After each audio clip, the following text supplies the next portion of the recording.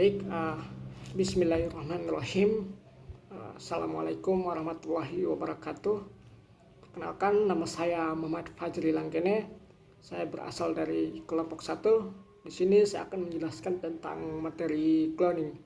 Nah, cloning ini berasal dari bahasa Yunani, yaitu dari kata klonus atau klon yang berarti renting, stek, tunas, atau cangkok. Nah, si cloning ini merupakan langkah penggandaan atau pembuatan tiruan yang sama persis dari suatu makhluk hidup dengan menggunakan kode DNA makhluk tersebut. Nah, adapun yang menjadi cloning ini, jadi di sini cloning memiliki beberapa jenis-jenis. Ada 3 jenis bisa dikatakan, bahwa yang pertama di situ cloning molekul. Nah, yang kedua itu cloning organisme. Nah, yang ketiga cloning sel. Nah, yang pertama itu cloning molekul. Di dalam alam DNA tersusun sangat panjang. Jadi di mana satu molekul tunggal menyandang banyak gen. Ini itu. Nah, untuk organisme multisel, gen menempati hanya sebagian kecil dari DNA kromosom. Nah, itu.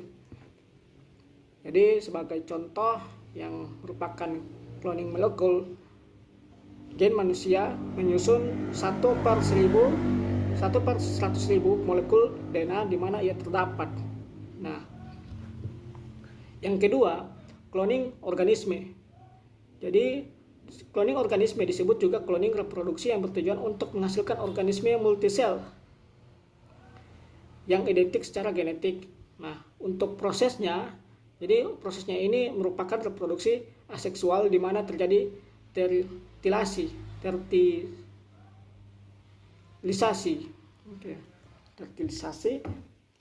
Di sini dilakukan transfer inti dari sel dewasa donor ke dalam sel telur tanpa inti. Nah, untuk cloning sel bertujuan menghasilkan suatu populasi dari sel tunggal pada organisme unisel seperti bakteri dan jamur. Proses ini relatif mudah dan hanya memerlukan inokulasi pada media yang disesuai. Mungkin itu sedikit dari clone. Jadi saya akan melanjutkan tentang materi enzim amilase dan lipase dalam industri. Nah, mungkin teman-teman bertanya, apa sih enzim itu?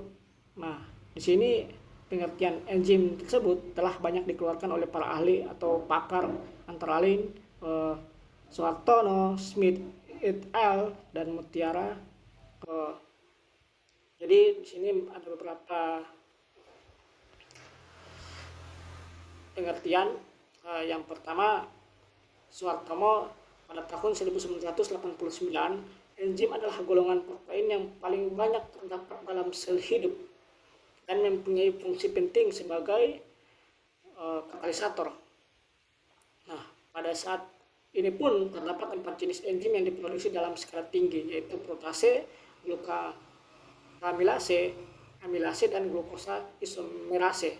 Nah, yang kedua yaitu Smith L.